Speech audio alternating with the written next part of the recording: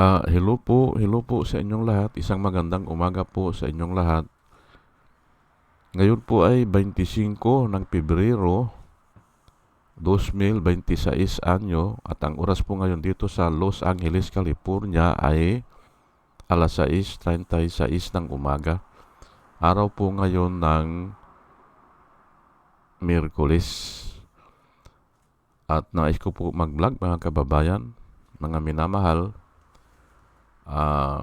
patungkol dito sa yung paglilitis kay Rodrigo Duterte sa ICC.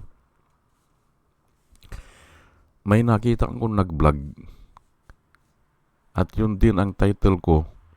Ang title niya ay Problema ni Duterte, ang ebidensya ay nasa kanyang bibig. Iyon po ang dinidiscuss niya. Ang malaking problema, sabi niya, ni Duterte ay yung mga ebidensya ay naandun sa kanyang bibig o sa kanyang bunganga o sa kanyang mga salita. Opo. At hindi niya maitanggihan kasi nga nakarecord po . Ngayon ay ang sinasabi nila kaupman ngayon ay wala naman daw intensyon na pumatay, kung hindi tinatakot lang ang mga tao. Ay adi ganun na rin yun, hindi ba? Ganun na rin po yun kasi hindi naman matatakot ang mga tao kung walang mamamatay o kung walang pinatay. At yun nga, ang sabi nung mga nagko-comment ay may pinatay hindi ba? Paano niyang patunayan ngayon na walang nangyari, na tinatakot lang niya ang mga tao? Ngayon ay sa nakikita ko po ngayon yung dito, napakaganda po ng presentasyon at ako nga natututo ako doon sa mga ginagawa ng mga abogado ng prosecution. Opo. At aaminin ko, marami akong hindi alam. Yung mga pinakita nila doon, parang summarization pero matitindi pala. Marami akong hindi alam. Kasi nga mga kababayan, mga minamahal, hindi ko ugali na yung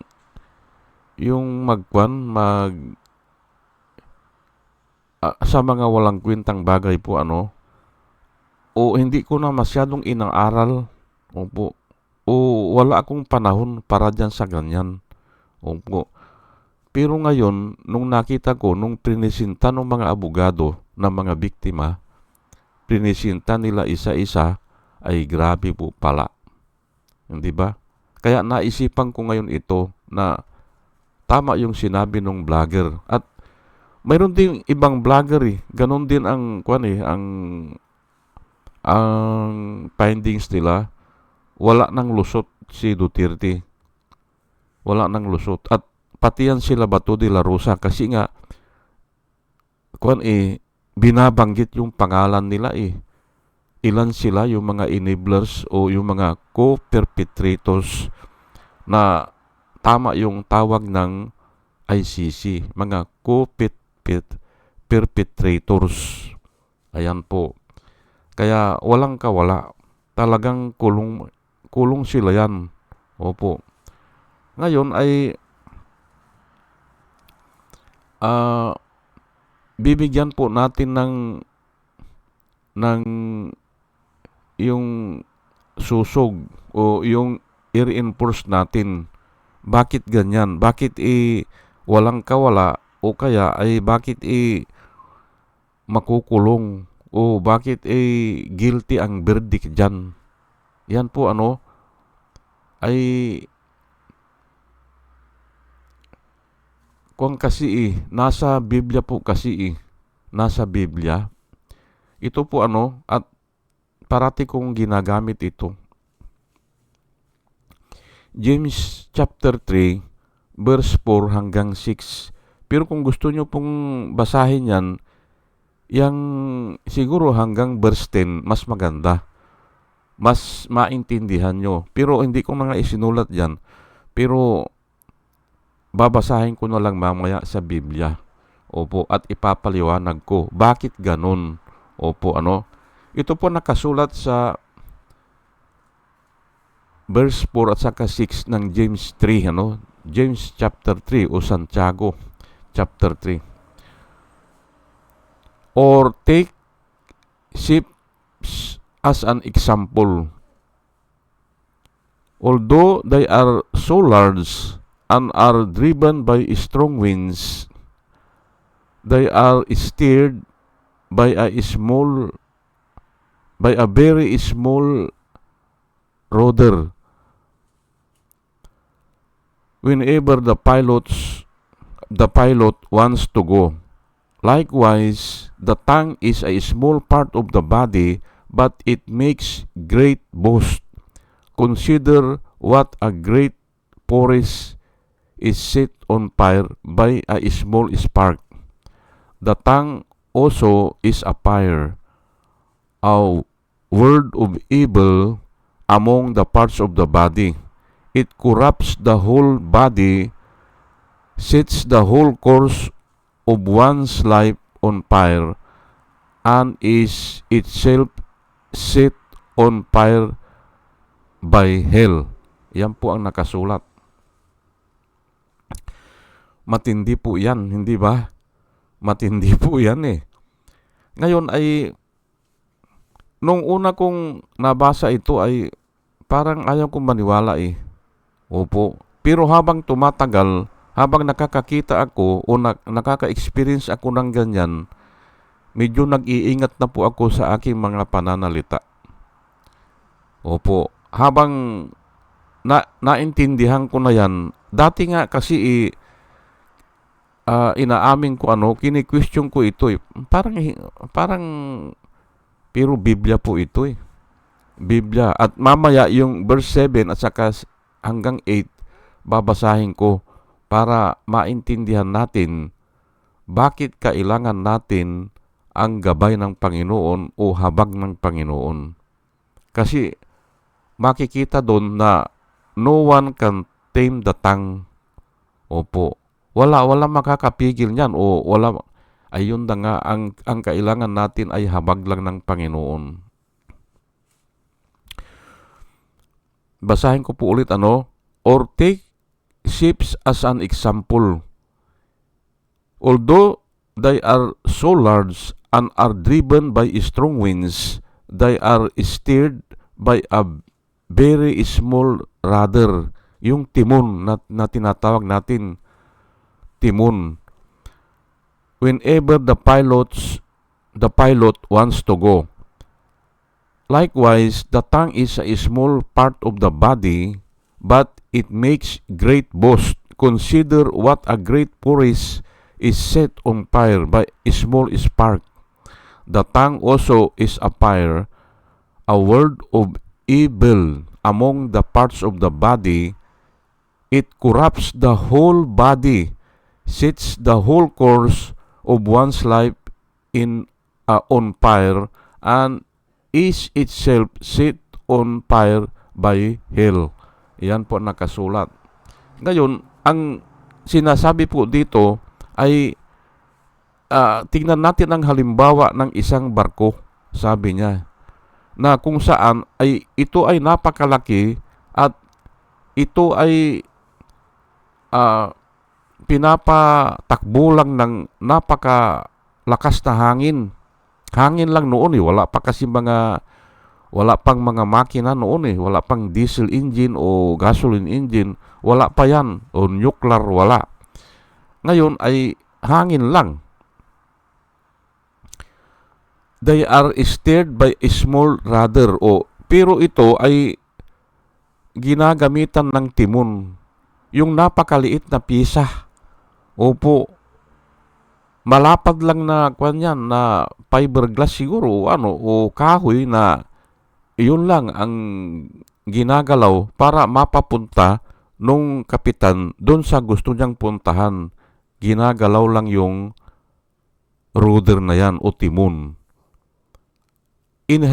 inahalin tulad po doon ang dila ng tao. O, likewise, sabi niya, the tongue is a small part of the body. Napakaliit niyan. Hindi ba? But it makes great boast. Ayan po ang pinaggagawa ni Duterte. Hindi ba? O, yan. Nagmayabang siya. Nagmalaki siya. O, akala niya ay siya ang magaling. Akala lang niya. Pati nga Diyos, pinagsabihan niya ng estupido eh. O, ay ayan na nga. May napanood pala ako kahapon na mga biblical din ang dinidiscuss niya. Ang diniscuss niya ay diyan na mamamatay si Duterte at pagbabayaran niya yan dahil nga sinabihan niya ang Diyos na estupido. Ayan po. Yun ang findings niya. Mga 15 minutes pinanood ko. Tama naman yung sinasabi nung vlogger. Opo, ano? At ito nga, consider what a great forest is set on fire by a small spark. Yung kabundukan po ay siyempre nag-uumpisa yan yung sunog dyan sa maliit lang naman nasunog Hindi ba? The tongue is also a fire, a word of evil among the parts of the body. Evil, tinawag ni James na evil. Kasi nga, dyan nag-uumpisa ang corrupt communication. Opo. It corrupts the whole body, sets the whole course of one's life on fire, and is itself set on fire by hell. Ayan po. Ngayon, ay totoo ba ito? Ay totoo po na nakikita natin ngayon sa katauhan ni Rodrigo Roa Duterte. Hindi ba? Ay yan ang nangyari o yan ang pangyayari. Kaya nga ito ay babasahin ko lang po yung kadugtong para maintindihan natin. 7 hindi ko pala makuan. Maliit, hindi ko makan. For every kind of beast and birds and of serpents and of things in the sea is tame and had been tame of mankind. Ayan, lahat daw ng klase ng uri ng hayop, pati yung mga sea creature, pati birds, totoo po yan, ay pwedeng alagaan ng tao at ayusin yung yung ugali siguro o yung katulad ng parrot, hindi ba? Na natuturo ang magsalita, hindi ba? But the tongue can no man tame. It is a ruthless evil ito Ano ba nagkasuot dito? Unruly evil, full of deadly poison. Ayan po. Hihinto na lang po ako doon para maintindihan natin. Kasi binasa ko, no man can tame the tongue. Wala nga. Tanungin ko po kayo mga kababayan, mga minamahal, mayroon bang kumontra? Nung panahon ni Duterte, mayroong kumontra? Wala Yung mga alipuris niya, pinapalakpakan pa siya. Mayroong kumontra, pero dati naman na oposisyon, si Trillanes at saka si De Lima, ay pero nga hindi rin nila matim, hindi ba? Hindi nila mapasuko yung bunganga ni Duterte. Yan po. Kaya tama po ang Biblia No man can tame the tongue. Pero yung mga birds kanya, yung mga wild animals, naaayos ang ugali niyan. Opo. Naaayos po yan. At ang nag-aayos ay ang tao. Pwede nilang ayusin. Yun po ang sinasabi ng Biblia. At totoo po yan kasi nga ako ay nag-alaga ako ng kwan noon, nung bata ako, ng ibon. Ayaw nang umalis sa akin eh. Ayaw, parating na andun. Parating na andun. Kahit na kasi doon na siya lumaki sa akin eh. Ngayon, kahit na lumilipad na siya, yung malayo na ang pinupuntahan niya, bumabalik pa rin. Ganun po ang ibon. Opo. At yun din mga kasamahan ko, ganun din. May alaga silang ibon. O, hindi umaalis. Ayan po eh. Hindi ba? Yung mga wild animals, pwedeng alagaan yan ng tao at maging katuwang nila sa buhay. May napanood nga ako eh, yung ibon na parang malaking ibon, parang kasing laki ng pato. O, inaalagaan ng tao sa China. Ang dami niyang ganun. Ngayon, yung palang humuhuli ng isda. Humuhuli dun sa ilalim ng tubig. Sinisisid yung isda at kinukuha ng tuka. Pero hindi kinakain. Kasi nga, tinatalian niya ng yung liig nung parang pato eh. Yung ibon na yun. O, tinatalian niya para hindi mailunok. At yun, inilalagay na lang niya doon sa lalagyan niya, doon sa bangka. O, ganun po eh. Man can tame the tongue of wild animals. Pero ang bunganga o dila ng tao, hindi kaya eh. Kaya nga, lalapit tayo po sa Panginoon. Ano po ang aral dito? Ang aral po dito ay kailangan isuko natin sa Panginoon yan. Kasi nga, no man can tame the tongue eh. Man, wala eh. Ay nakasulat po yan. Binasa ko kanina, hindi ba? Oh. Kaya ano ang pag-asa? Ano ang pag-asa ni Duterte na pigilin siya? Wala. Maliban na lang kung siya ay kahabagan ng Diyos. Ayun, aayusin yan. Pero, mahabang proseso po yan. Kailangan makinig ka muna. Kailangan may alam ka sa mga plano ng Panginoon. Ay, hindi nga niya alam ang plano ng Panginoon eh. Hindi ba? Ano ang ginawa ng Panginoon? Ano ang advice ng Panginoon? Ano ang batas ng Panginoon? Wala eh. Kaya nga hindi siya papaboran. Remember, si Noah at saka yung 8 sila, naligtas yun because Noah find favor in the eyes of God. Yan lang po Kaya lahat ng namatay, ang sinabi ng Panginoon ay, yun nga, I will blot out all men from the face of the earth. Blot out means tatanggalin na niya. Pero Noah find favor in the eyes of God. Kaya nga itong dila natin ay hindi hindi maaaralan ng tao, hindi mapipigilan ng tao. Diyos lang po. Kaya doon tayo hihingi ng tulong.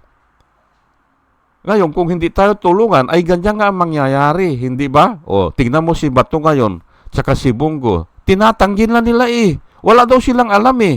Ayun nga eh. Ay, pero, ginawa nila. Hindi ba? At nung ginagawa nila yan, pumapalakpak pa sila kay Duterte. Hindi ba? Gumagawa pa sila ng kanta noon eh. Hindi ba? Mga kanta. O, tumba daw eh. Yun ang kanta nila eh. O, itutumba. Ayan po So, ang problema ni Rodrigo Roa Duterte, ang ebidensya ay nasa kanyang bibig. Ayan po, Dahil nga dito sa ipinakita ko sa inyo na verse, na iyon nga napakaliit na pisa o napakaliit na parte ng katawan. Inihalin tulad sa timon ng isang barko. Napakaliit niyan. Pero nadadala niya yung barko kung saan niya gustong dalhin ng piloto sa pamamagitan ng timon. Parang manibila din ng kwan yan, ng sasakyan, hindi ba? Maliit lang yung manibila, pero nadadala ng driver kung saan niya gustong dalhin yung sasakyan. Ayan po. Ganon din ang dila ng tao. Isipin ba natin na ganyan ang mangyayari dyan? Ay dinala siya ng dila niya sa ganyang sitwasyon. Si Duterte po. At yung mga kasamahan niya. Hindi ba? Kaya totoo po ang Biblia maniwala po tayo sa Biblia. At ito nga Matthew 15 verse 11, a man is not defiled by what enters his mouth, but by what comes out of it. Yan po ang sinabi ni Jesus Christ. Kasi ay sinisita po hindi ba? Sinisita yung mga kasamahan ni Jesus Christ Pinagsabihan si Jesus Christ ay hindi kayo sumusunod sa batas. Actually, hindi naman batas yun na kailangan maghugas ng kamay bago kakain. Kwan lang yun, yung parang dagdag lang yun. Dagdag lang po yan para maging malinis, hindi ba? Kung kakain ka ay maghugas ka ng kamay. Dagdag lang po yun. Wala yun sa kwan.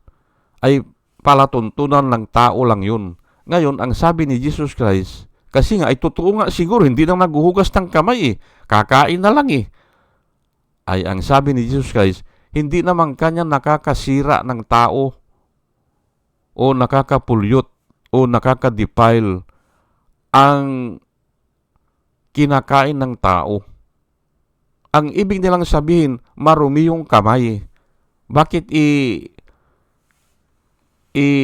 dadampot na lang ng siguro karne o ay alam nyo naman sa handaan, hindi ba? Ay ang sabi nga ni Jesus Christ, a man is not defiled by what enters his mouth. Ayun po. But by what comes out of it. Yan po ang sabi ni Jesus Christ. Kung ano yung lumalabas sa atin, yun po ang nakaka-defile sa atin. At yan lang ang nangyari kay Duterte, hindi ba? At yung mga kasamahan niya, mahirap niyang ipagtanggol yan kasi na-defile na siya. Hindi ba?